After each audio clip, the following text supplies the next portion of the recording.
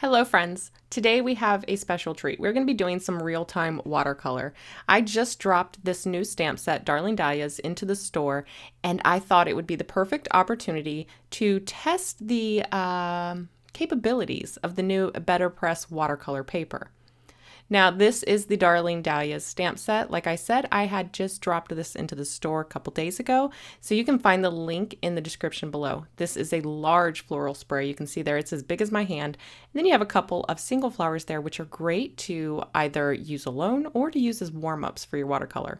You know that I am a huge proponent of warming up anytime you've taken a break from watercoloring. Now I'm using the porcelain BetterPress Cotton Panels here. This was an 8.5 by 11 sheet. I've cut it in half, 4.25 by 5.5. I'm using my Fiskars stamp press and antique linen distress ink to do my stamping. Nothing's changed here. You guys know this is my go-to favorite. I like to use the stamp press with these large stamps, and antique linen distress ink is my favorite for no-line watercolor. So I'm testing this paper out using all of my favorite supplies. So I'll use my preferred ink, I'll use my preferred watercolor brushes, along with my preferred watercolor set for crafting, which is the Mungyo 48 pan palette. Now I will have links to everything that I'm using in the video description below. So if you see anything and you want to learn more about it, just check these featured supplies down below. All right, so I decided instead of wasting this paper, I would turn it sideways. I knew I wouldn't need the whole thing, and really I didn't intend to use this for a finished card, but we'll get to that. So I just at first was going to stamp the whole thing, but like a lot of us have mentioned, this paper is not inexpensive. It's a little bit pricey, but we're going to get into that here in a minute. So I'm going to zoom in here before we start painting, but I wanted to show you up close here this gorgeous impression that we got. And also take a second to just acknowledge all of the amazing detail that is drawn into this set of florals here. If you are a colorist, you're going to love this stamp set. All right, so I've lowered the exposure a little bit so that you can better see along with me. And the brushes that I'm going to be using today are, again, my favorites, the Princeton Heritage 4050 series round brush number 2. So you can see here 4050 round -2. And then the Princeton Velvet Touch round brush in a size 5. All right, for this first dahlia, I'm going to be using kind of a peachy, pinky color. I've mixed up a little bit of a magenta, which I should probably grab the paint palette. Hold on. You guys want to know what colors I use, don't you?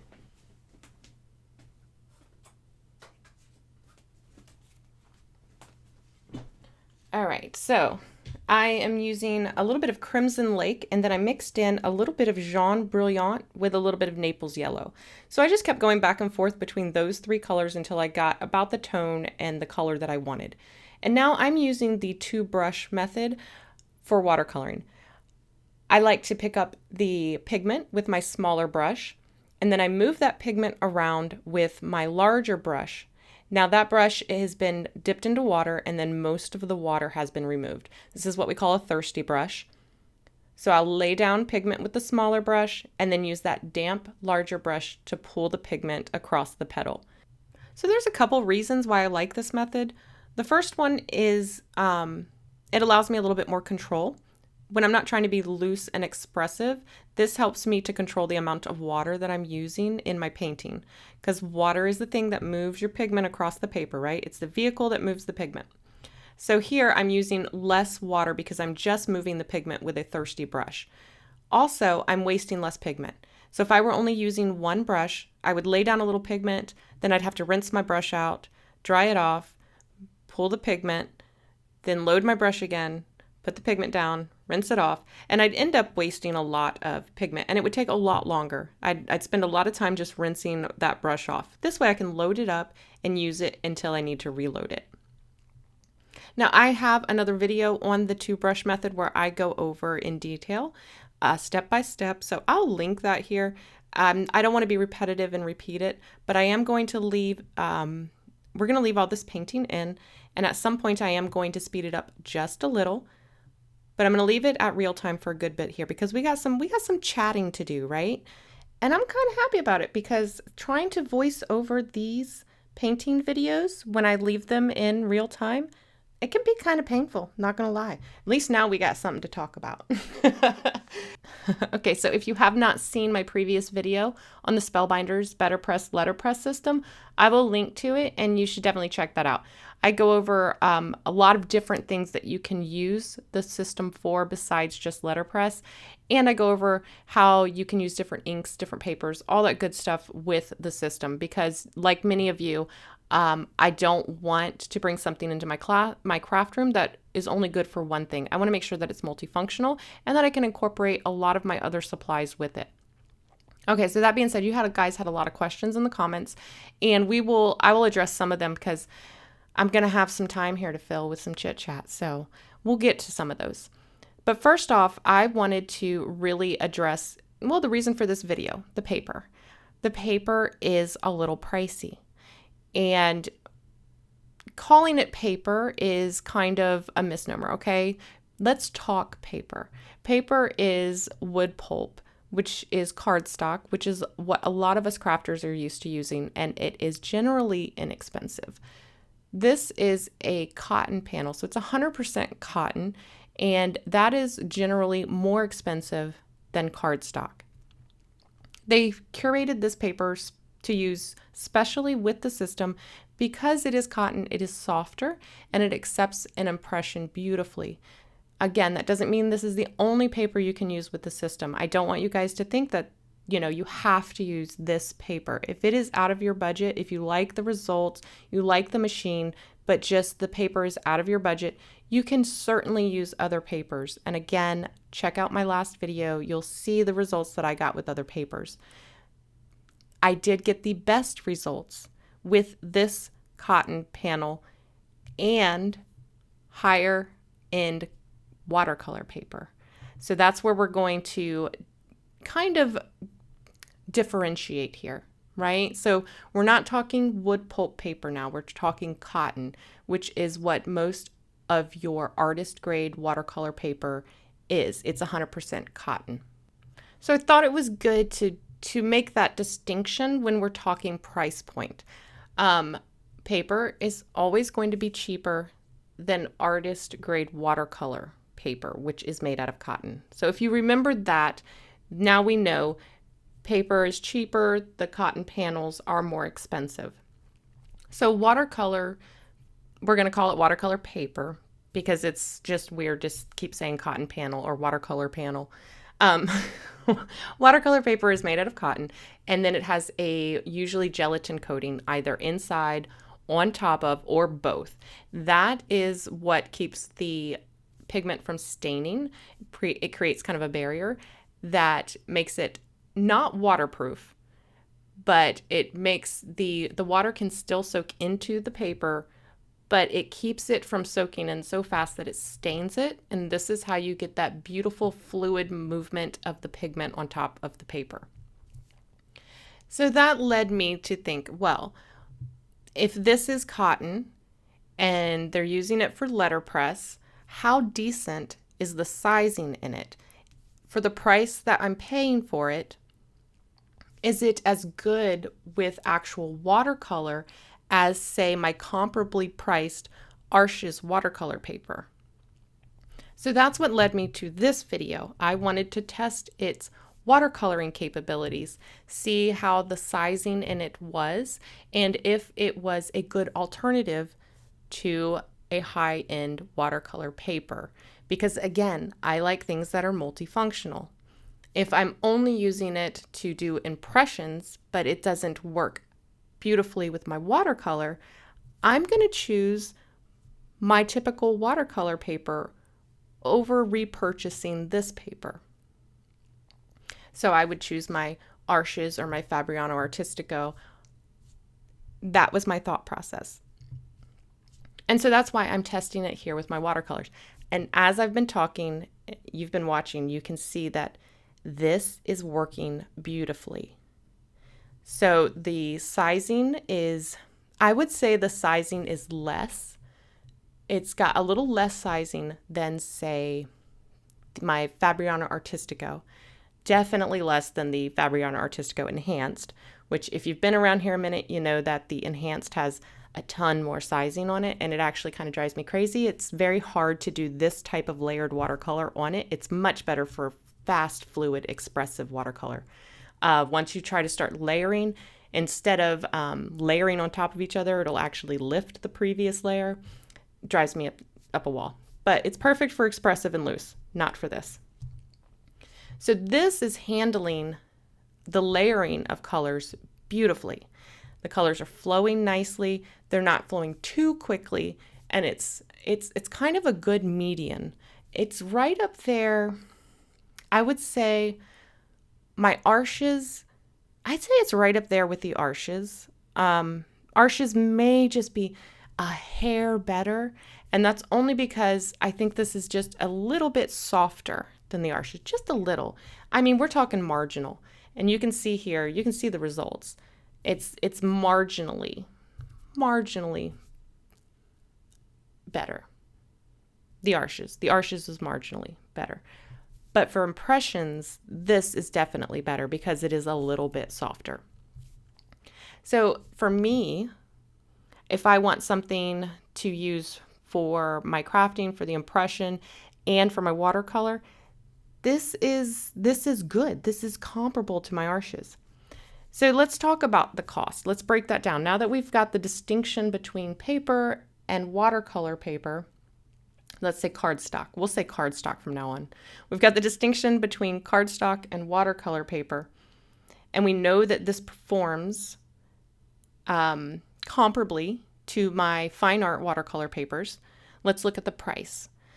So if you look, all right, so we're gonna stick with arches because it is the one that most of you are probably familiar with as crafters. If we look at the arches paper, and let's say we look at Simon Says Stamp. Simon Says Stamp has a 9x12 pad. It's got 12 sheets in it, which means if you cut that into quarters, you'll be able to get 4 card fronts per sheet, which is 48 card fronts. So if I bought one 12-sheet pad, I'd get 48 card fronts. The price for that on Simon is $31.99. If I divide 48 by $31.99, sorry, that comes out to 66 cents a card panel. All right, so if we look at the Spellbinders cotton panels here, the BetterPress panels, they give you 2 options. We'll compare them both. They have an A2 panel, which is 25 cards already cut down, so 25 A2 panels at $12.99.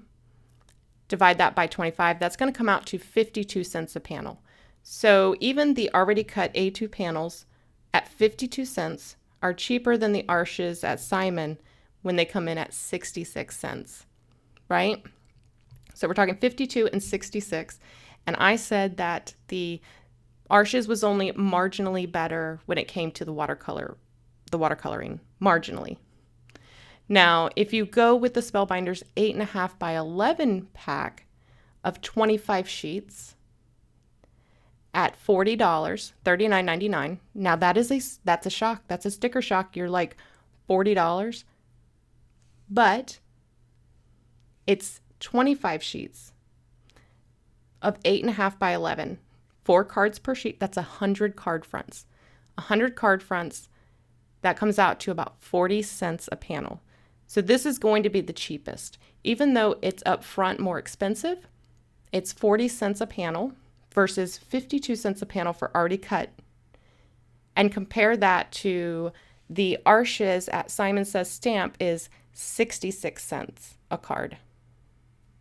Now that's at Simon, and you can shop around and find better prices on the arches paper. I'll have a link below to my favorite supplier for arches paper, which is Dick Blick. So I'll have a link down below under the featured supplies that you guys can check out if you want to check out the arches paper. So yeah, that was my criteria for determining whether this paper was actually really good and worth the price. And in my opinion, it is. And that's just my opinion. And I'm looking at it from a watercolorist point of view. It is a watercolor paper. It has a good amount of sizing on it.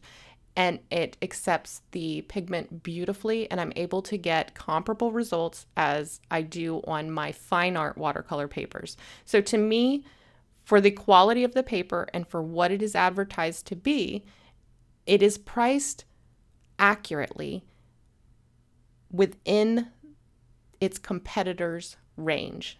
So hopefully that makes sense. That doesn't mean that it's worth it to you. That means that based on what it is and its performance and the category in which it falls, I feel like it is accurately priced. All right, so we are coming to the end of this first peony here. Now, dahlia, this first dahlia. Now the second dahlia I actually painted live in our Facebook group. So I'm going to skip ahead here and we're going to look at the leaves. All right, so the leaves are quite a bit larger area than each of the individual petals of the flowers.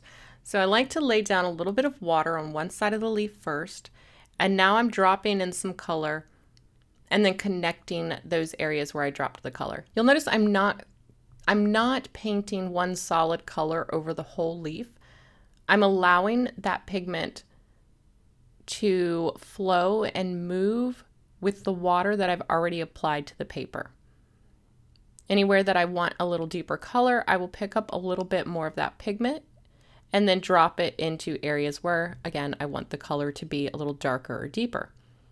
Now I'm going to wet the other half of the leaf. And here you don't want so much water that it's puddling on top of the paper. You want to wet the paper and so that it glistens. You'll see a shine on the paper. If you see a puddle on the paper, take up some of that water or wait a second and let the water absorb into the paper.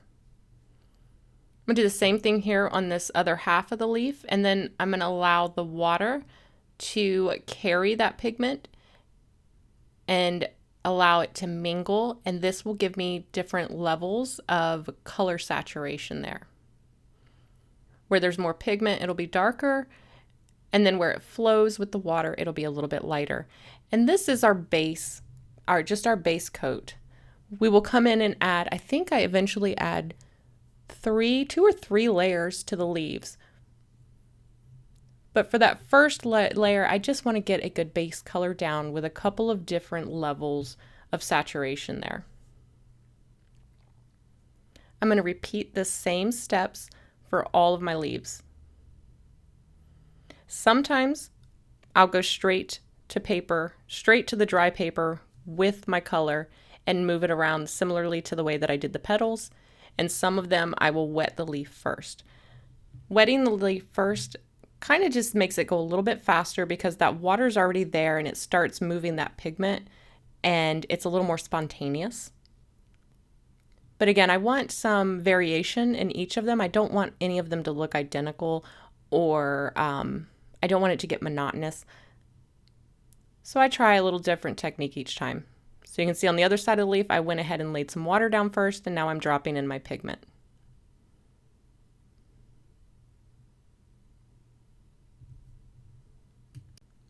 And like I always point out, watercolor always looks better after it dries. So don't overwork it. Don't overthink it. Just drop that pigment in and let the water do all of the work for you for the most part. You can kind of guide it along, but don't be afraid to just leave it and let the water take it where it wants. Like I said, we can always layer more color over top. This is just our base layer. And I've mentioned this other times. I like to lay down that base layer on all of my elements before I come in and try to add additional layers. So for instance, you see there the dahlia that we just did. That's just my base layer, although I'm going to admit I don't think I mess with this one much afterwards. I add very little extra to this one. The first layer turned out really good, and sometimes that happens. The second dahlia, I do add just a tiny bit more detail, but everything else will get more than one layer. I like to do the whole painting with one layer first because I want to make sure that all of it is worked to the same level of detail. So if I were to overwork one area or go very, very detailed in one area, I then have to do that to everything. Whereas I probably could have stopped with 1 or 2 rounds. Also, it's easier to see what actually needs more depth and detail once you have all of the elements around it. So that's another reason why I kind of work in rounds. So round 1 for everything, and then round 2 for everything. Again, just having all of that extra color, all of the rest of the elements around the rest of it really helps to point out what needs more work and what looks fine as is. I absolutely love this stamp set, you guys. When I illustrated it, I knew I was illustrating it with a colorist in mind, whether that be Copic markers, colored pencil, watercolor, whatever your preferred medium is. I enjoy watercolor. So when I illustrated this, I put in the perfect amount of detail to guide you in your coloring, but not so much that it became a hindrance. So if you are a colorist, you will love this image. This was so much fun to paint, and I cannot wait to use it with Copics and with colored pencil, because I will be doing both. This is going to be stunning on black. Colored pencils on black. I've got a couple other things I've got to do beforehand, but I cannot wait to do that one. So I will definitely make a video on that one as well. So be on the lookout for that. All right, with the dahlias and their leaves finished, it's time to move on to the other foliage that we have in this illustration. And I'm mixing up my colors there on the side. I know you can't see it, but these are blush Nandina. So in my yard, I have a bush called blush Nandina, and it is a beautiful, beautiful foliaged shrub. So all of the new growth comes in on this in this pinkish, reddish color, and then it's like pinkish, reddish. Some of it's a little burgundy. Some of it leans more toward an orangey pink. It's beautiful. So it transitions from this green into this like pink, hence the name blush. So all of the new growth is going to be that pinkish color in the green. As it ages, it turns more green, and then in the fall, it turns like a bright coppery red. It's a beautiful shrub. If you've never seen it, look it up. So here, that's how I'm going to paint it. You could paint these any color you want. I'm just telling you what they're illustrated after. They're illustrated after the blush Nandina. So I'm going to watercolor them here as such. So the first thing I want to do is I want to capture that transition from the pink to the green. I've laid down some water, and now I'm dropping in a limey green color. It's not super limey, it's just kind of more of a yellowy green. And I'm dropping it at the base of the petal, and then I'm using a damp brush to pull that pigment towards the tip of the leaf. I'm letting it go from green to almost clean water. Here I know that this is behind that other leaf, so I'm just dropping in a little extra pigment so that I can get that to be a little bit deeper and darker. While it's wet is the perfect time to drop in a darker color because it will blend seamlessly and beautifully, and I don't have to come in and glaze a shadow over it. Kind of do the same thing over here on the other one since it's still wet. It's another thing I noticed about this paper.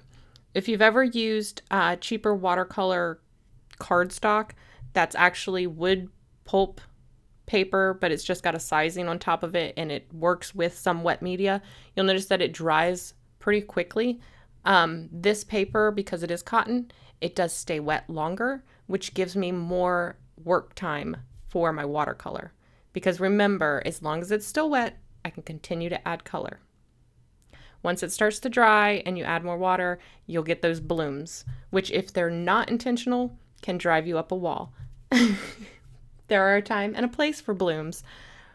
But once you understand why you get a bloom and you know how to intentionally do them, you also know how to avoid them when you don't want them. All right, so again, we're going to keep working on the base layer of these leaves for the Nandina, which is a green at the base, and then they're going to transition it into that pink. Now, the reason I'm not adding the pink in right now is because, as you know, or maybe you don't, but you're about to know, red or pink is the opposite of green. When you mix these two colors, they will make brown mud. So if I were to drop in the red while the green was still wet, wet on wet blends, they would mix together and make mud. But wet on dry, layers.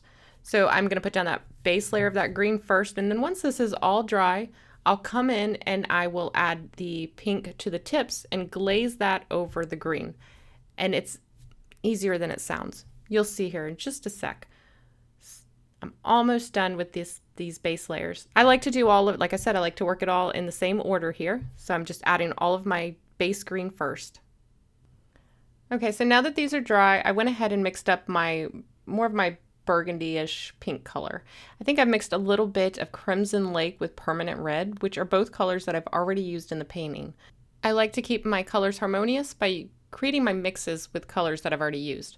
So here I'm going to put down a layer of clean water, starting at the tip of this leaf and pulling it towards the base. Then I'm going to pick up some of that red that I mixed up, and I'm going to start dropping that in at the tip of the leaf. Now, if the paper is not wet enough, then the pigment won't move on its own or won't move very far, so you can help it along with a thirsty brush. If you put too much water, it will flow beyond. It'll flow all the way to the end of wherever it's wet, and you'll have this hard transition line.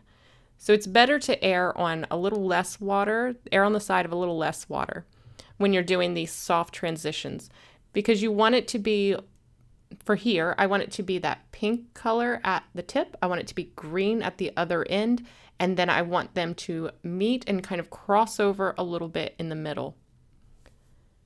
And it can take practice to get just the right amount of water. You can see there, it took me a minute. I was a little too dry at first.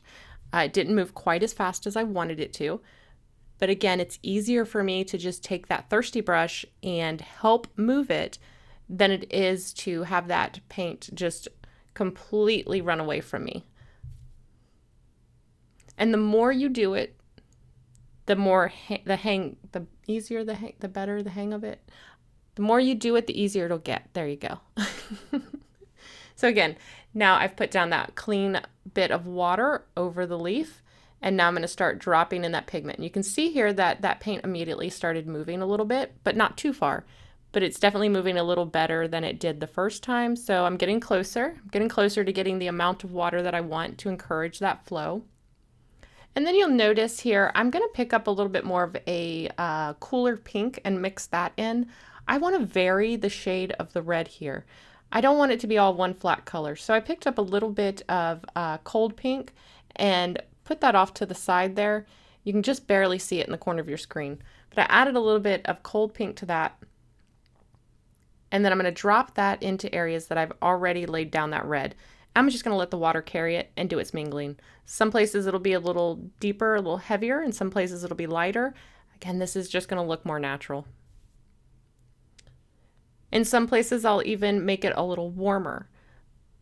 So I'll add a little bit more of that permanent red to my mixture, and then I will have more of a pinkish red instead of the maroonish color. So I'm going to keep repeating this for all of the leaves of the blush Nandina, and then it'll be time to move on to the rose hips. So these little berry looking things here in this this arrangement are rose hips. Again, you are the artist. You can color them and make them whatever you want. This is what I illustrated them as, rose hips. But again, they can be anything.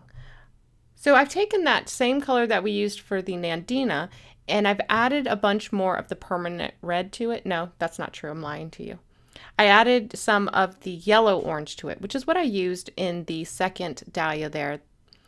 So the yellow dahlia, I added a bunch of the yellow orange to our previous mixture, which gave me this more orangey red, which is going to be perfect for these rose hips. So I want to add some interest to these though. So So I've wet my rosehip bulb, the little berry part there, and now I'm dropping in some yellow orange. So this is going to do, it's going to give me an underpainting of yellow. This is going to be my highlight for this berry. Instead of just leaving the highlight as the white of the paper, I want it to have a little bit of warmth and a little glow. So I'm going to put down a layer of this yellow orange. In the Mungyo palette, it is 805 yellow orange. I'm going to do that for all of the rosehip berries there. And then while it's still wet, I will come in and add the red around the edges. I'm going to give it a minute to kind of soak in so that it's not soaking wet, but I'm going to make sure that the paper is still wet. As long as it still has a sheen over it, if you look at it from the side, as long as there's still a sheen, it's still wet and you can drop color in. So you'll see here, I'm going to drop that red in around the edges, and you can see that it's slowly creeping into the middle. It's not racing into the middle because the paper is not completely saturated. There isn't water sitting on the surface of the paper. The paper is actually wet on the inside at this point. I can encourage it and help it along with a thirsty brush and kind of control how big I want that highlighted area to be. But you can see how beautiful that blend is with that red blending into that yellow and the yellow acting as the highlight. It's just absolutely gorgeous, and it adds a little bit of interest. And again, that yellow is pulling the color from the yellow dahlia, which is going to just kind of tie all of these colors together and keep it very harmonious. I'll just repeat these same steps for all of the rose hips.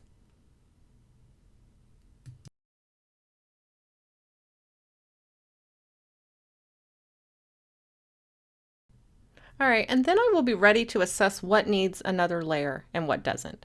So here I'm pretty happy with almost everything.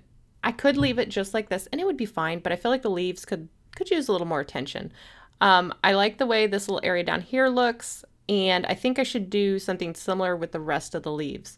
So let's go ahead and I'll show you how I add a second layer. I don't want to go too detailed. I don't want to capture every vein in the leaves, but I want to give kind of an indication or a hint of some veins here and there. I like the way it looks in the upper right there. If you look at those leaves, you can't really see that there's a vein, but you can see some differentiation in the color, and it looks like there might be some veins in there. That's what we're going to try to achieve now. So I've taken the olive green, I've mixed in a little bit of navy, and then I'm going to mix in just a bit of brown red. It's going to dull my green a little bit. Because these leaves are furthest from us in this bouquet, it's going to knock them to the back a little bit. And the leaves that are lighter are going to look like they are pushed forward. So here I'm going to paint around what would be the veins.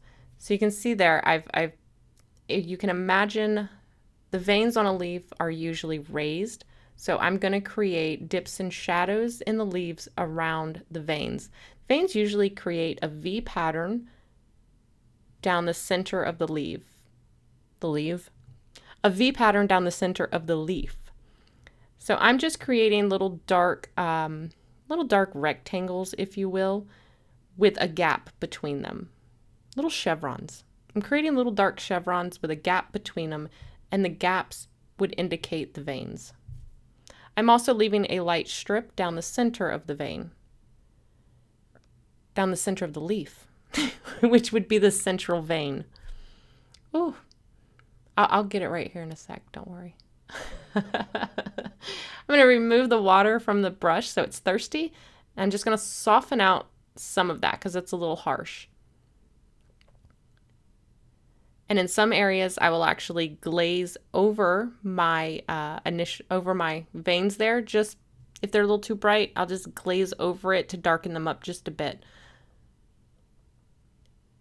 And I think that is going to work. We've got enough variation in the color there. We've got a little light, a little dark. It's going in that V shape. It gives the illusion of a vein. Let the viewer fill in the rest. We've suggested the vein. They'll notice it as a leaf. Their mind will fill in the blanks. Now I'm going to do the same thing to this leaf, but because it's on top of the other leaf, I'm going to go a little bit lighter. A little bit more sun or light would be catching this one, so it wouldn't be quite as dark. Again, I'm just painting in those little rectangles, leaving a gap between each, creating those little chevrons with gaps between them. Doesn't have to be perfect or perfectly symmetrical, because again, we're just painting in the suggestion. And I'm going to continue around the painting doing the same thing to the rest of the leaves.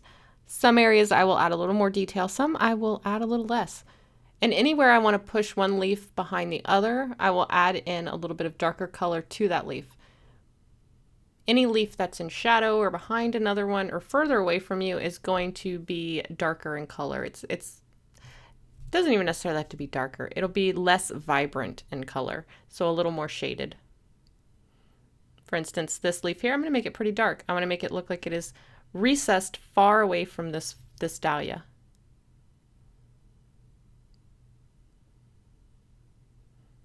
And again, I will continue this on all of the leaves. All of the leaves. Why do I keep doing that? All of the leaves. Okay, so here we go. This is the finished painting. I've added in all of the details, and I think that it turned out beautiful. I'm not upset with this paper at all. I think it is definitely up there with the higher quality watercolor papers. And again, I think the price is justified. And what better way to put my money where my mouth is than to test it out with my Darling Dahlias stamp set for the first time. If it would have looked horrible, I'd have made my stamp set look horrible. So there's one way to put it all on the line, right? All right, so I wanted to show you how I finished off this card. Because remember, I said that I didn't intend to make a finished card with this, but inspiration hit after I finished it, and I came up with this, which I will have a video on coming up here shortly. So make sure that you're subscribed and you hit the notifications if you want to know how to create this frame card here. So I thought it would be great to have a piece that the recipient could take out and frame if they wanted. It is a watercolor piece. It's all done with good quality supplies, so there's no reason why they couldn't frame it. A lot of you are always afraid to cover up, stamp, cut up any of your watercolored pieces, so I thought this was a great option for those times. All right, guys, I know this was a long one, which is why I'm putting this in another video, but I want to thank you for hanging in there. Hopefully you learned something today. If you have any questions, don't forget, put it in the comments below. All the supplies, again, are linked in the video description. And I want to thank you guys for sticking around, for watching, and as always, for your comments, your thumbs up, all that good stuff. It really helps in the algorithm. So I will see you guys here shortly in the next video. Bye.